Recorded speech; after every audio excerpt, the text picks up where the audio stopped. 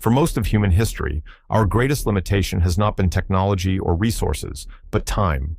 The sun rises, the sun sets, and for a third of our lives, we are forced into a state of vulnerable unconsciousness.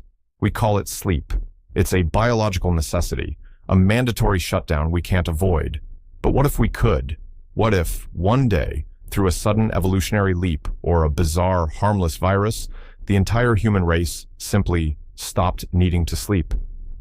At first, it would feel like a miracle, a gift. Imagine waking up one morning and realizing the familiar heavy pull of fatigue is just gone.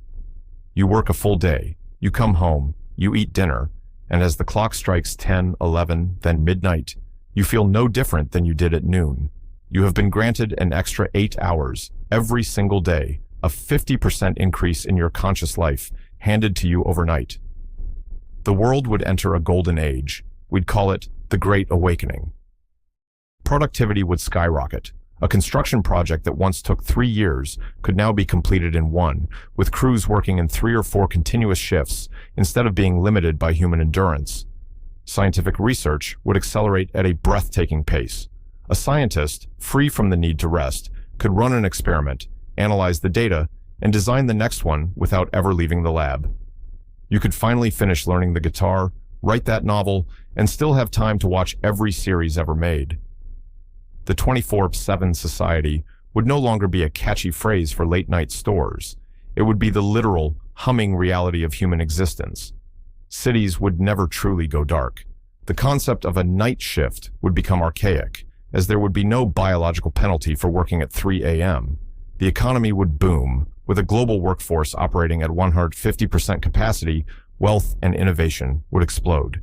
We would solve problems that have plagued us for centuries. We would have more time for art, for family, for exploration. It would seem, for a while, that we had finally transcended our biological limits and become masters of our own time.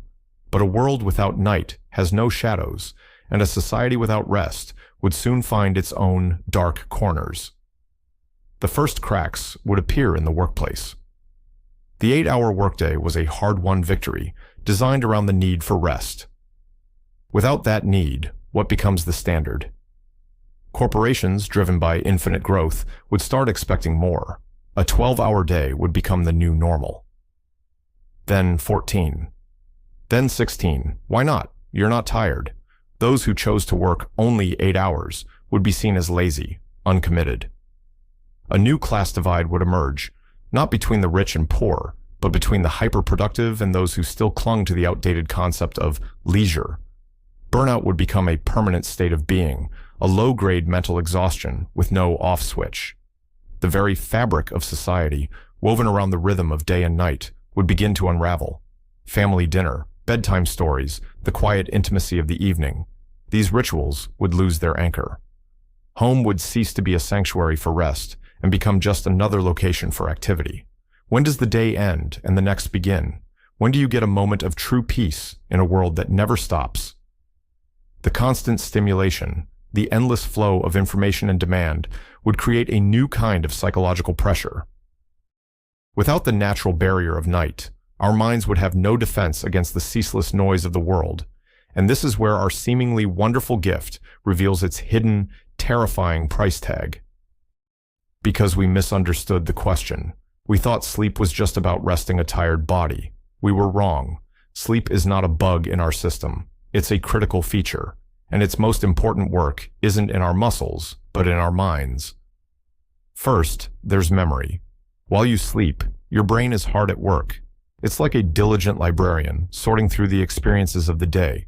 It reinforces important connections, consolidates new skills, and clears out irrelevant noise. This is the process that turns short-term memory into long-term knowledge.